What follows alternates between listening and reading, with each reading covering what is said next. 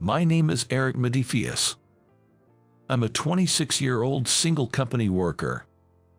Right after graduating from high school, I started working at a medical equipment manufacturer where I'm still employed today. At my workplace, we mainly handle products like diapers, gauze, and toothbrushes, primarily for hospitalized patients. It's beneficial for both the patients and their families if there's minimal hassle in preparing these necessary supplies during their hospital stay. It'd be convenient if they could get a set of everything needed for their entire stay. The reason I started working at this company goes like this. During my middle school days, it was just my mom and me, and we faced financial hardships. I wanted to become independent and start working as soon as possible. Then my high school teacher made this proposal to me. Eric, your grades are top-notch. It's a waste if you don't go to college, but I know you want to work, so why don't you try for a recommendation to this company? I was attending one of the top public high schools in the state. Even among students aiming for prestigious universities, I was always among the top performers. Eric, only a few students from our school receive company recommendations each year. Given your outstanding performance, we, the school, want to fully support you. Why not attend their company briefing? Among the few recommended companies, my teacher specifically suggested the medical equipment manufacturer. I didn't know much about what they did initially, but after hearing their presentation, I knew right away I wanted to work there. Our mission is to help patients have as comfortable a stay as possible in the hospital. We constantly source various products to cater to patients of all age groups. Every day, we visit hospitals to promote our products. We're looking for team members to help us make the world a better place. Seeing the passionate CEO talking in front of the job-hunting students, I was deeply moved by the company's mission and aspired to be such a fantastic adult. I thought how rewarding it would be to support patients and their families, even indirectly, by working here. After the briefing, I immediately asked my teacher for a recommendation, took the company's test, and got an offer. Eric, we're so happy to have such a talented person like you join us. Let's work hard together. With those words, the CEO extended his hand with a smile. Yes, I'll do my best. Shaking his hand, I was determined to be a responsible adult.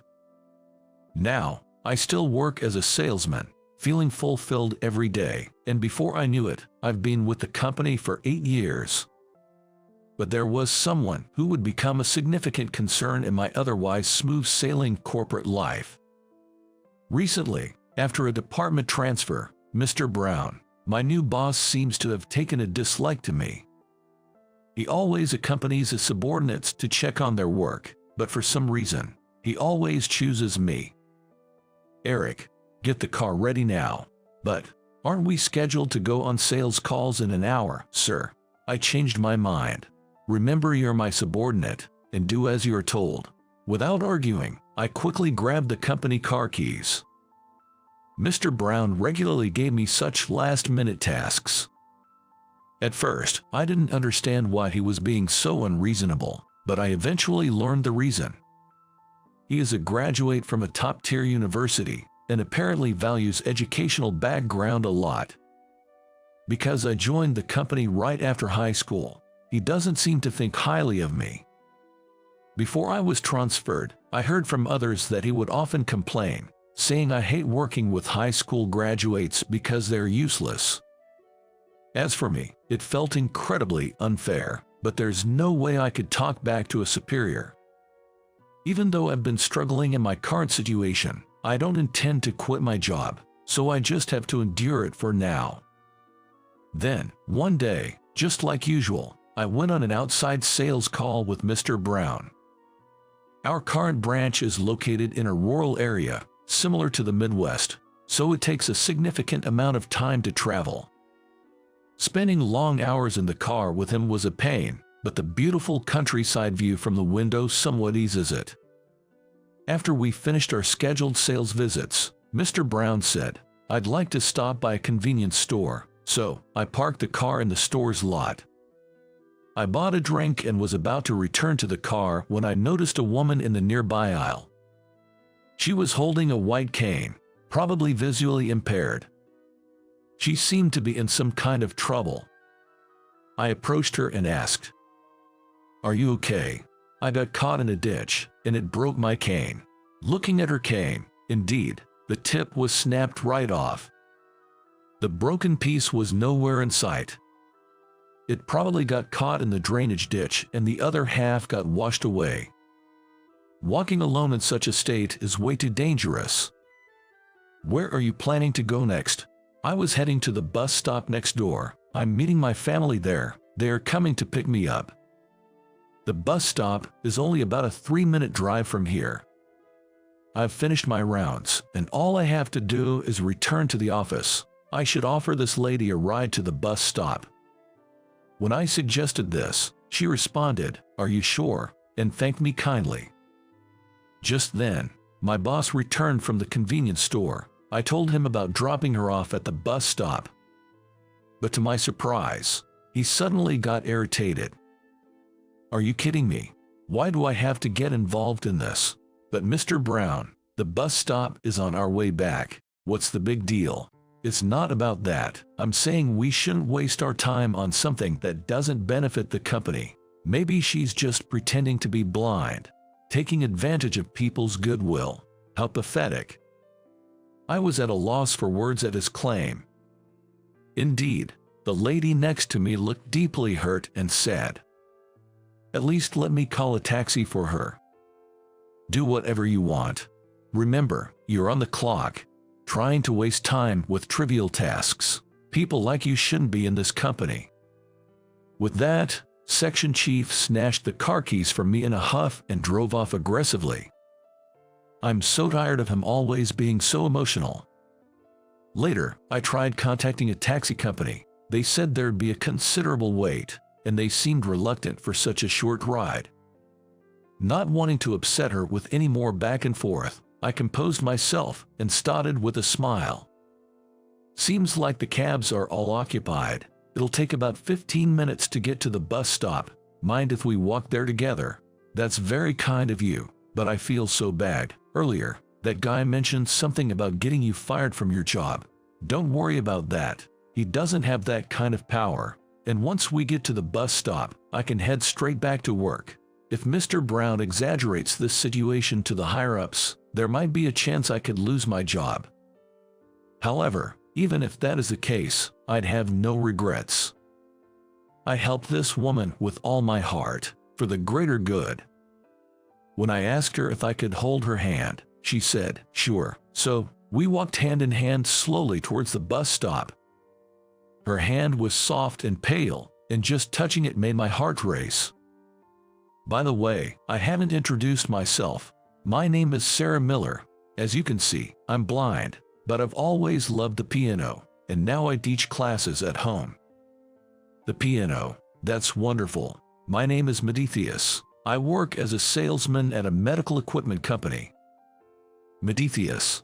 Haha, yeah, it's a bit of an unusual last name, isn't it? "It is. I do hear it sometimes around here."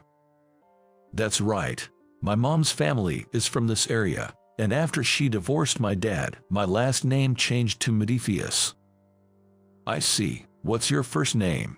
"It's Eric. If Medithius is hard to pronounce, just call me however you like." "Thank you." I was completely captivated by the beautiful and kind Sarah. Though we'd just met, there was a strangely familiar feeling about her. Our conversation was so enjoyable that before I knew it, we had reached the bus stop. "Thank you so much. As a token of my gratitude, please use this for a cab. I'd like to pay for your fare." No, please, don't worry about it." "Oh, here, just in case, here's my business card." Sarah tried to hand me a $100 bill, but I refused and gave her my card instead.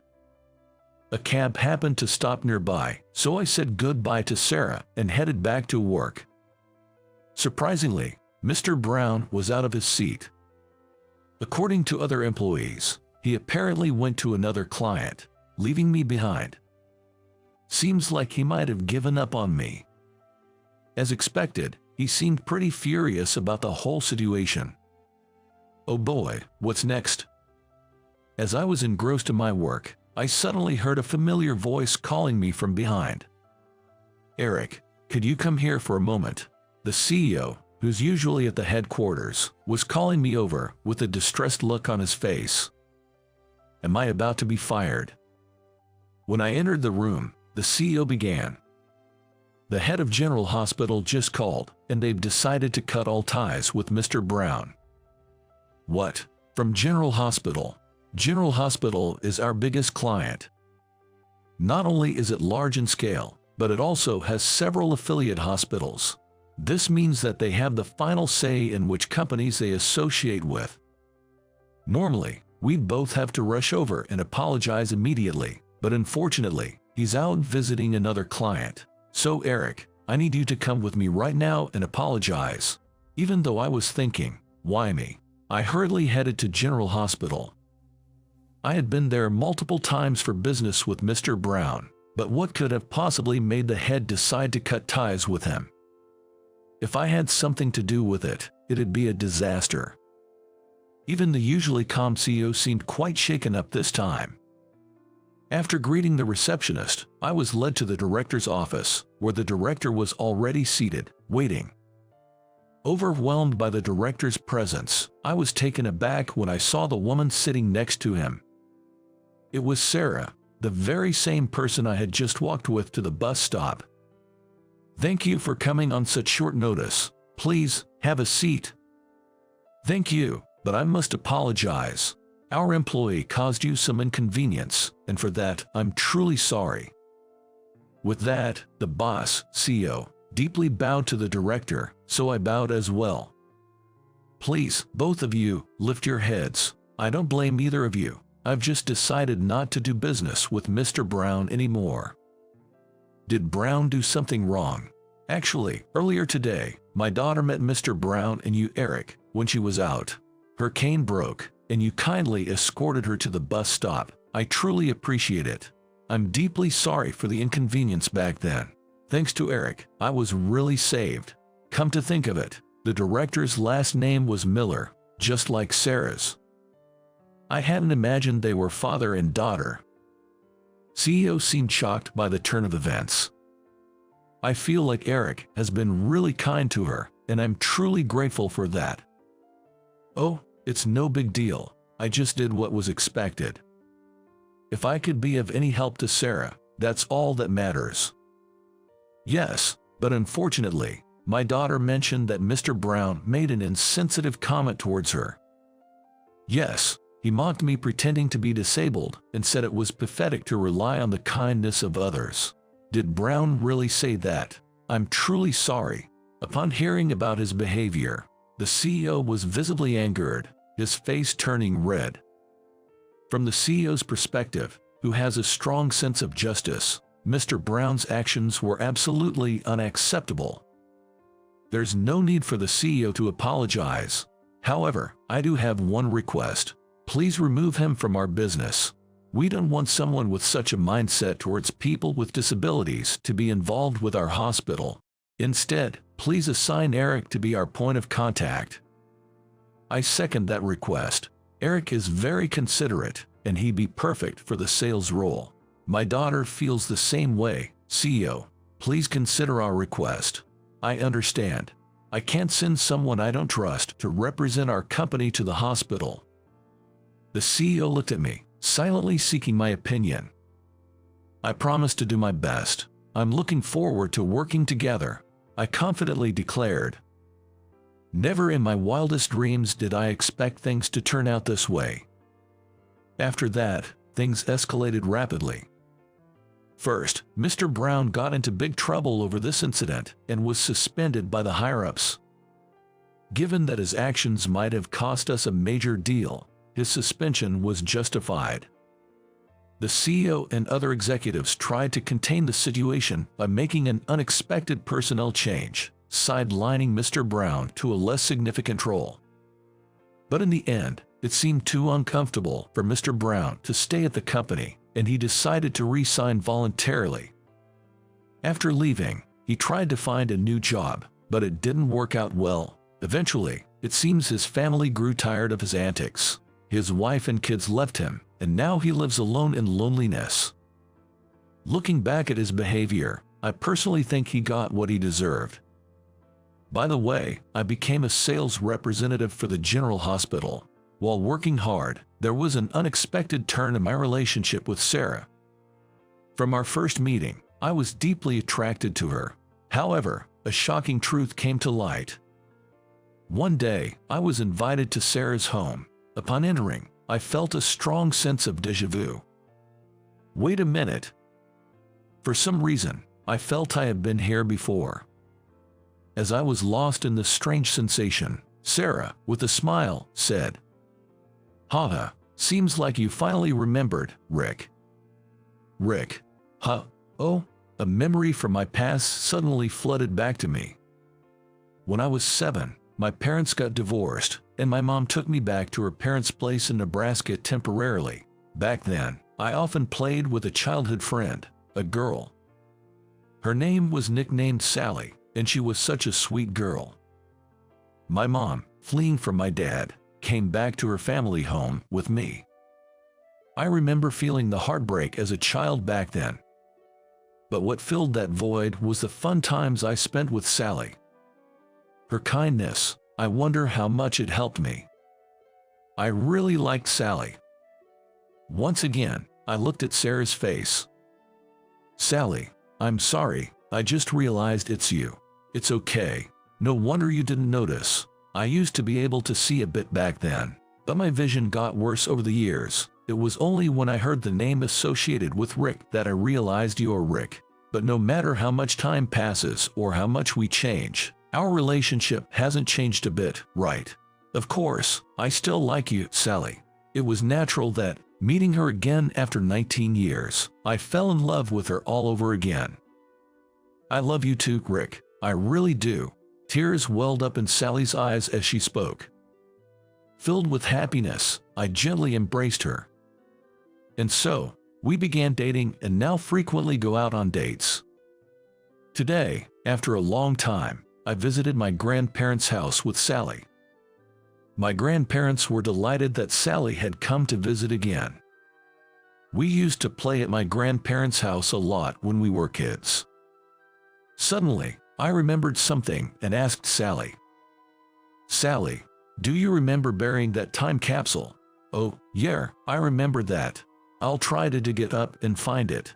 But honestly, I didn't expect to find it easily since it was buried 19 years ago." However, at that moment, my grandmother, who was gardening, found something hard near the chrysanthemum. When I dug there, it was undoubtedly the time capsule we buried that day. I can't believe we actually found it. "Look, this is what I was searching for." Saying that, I took out a beaded ring from the capsule. The ring, made in elementary school, was clumsy and too big for Sally's finger when she was 7. Even though it was a clunky ring, I desperately wanted it.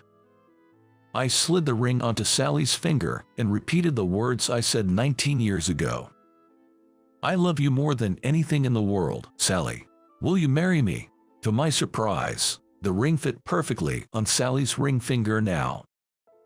With tears in her eyes, a surprised Sally said, "Of course." That simple beaded ring from our elementary school days looked incredibly beautiful on Sally as she wiped away her tears.